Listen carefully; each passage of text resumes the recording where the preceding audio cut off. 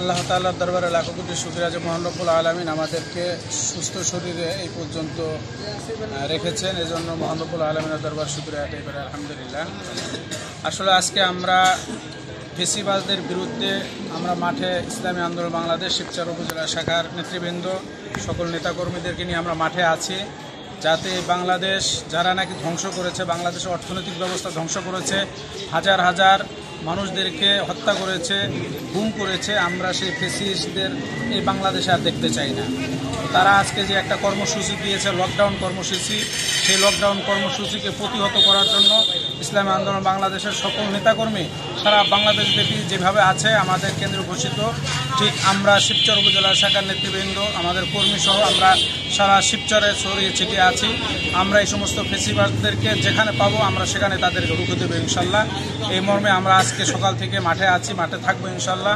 আমরা কিছুক্ষণ আগে হসপিটালে আমাদের বিএনপির কিছু ভাইদেরকে আহত করেছে সেই ফেসিবাদরা, তাদেরকে আমরা দেখার জন্য গিয়েছিলাম।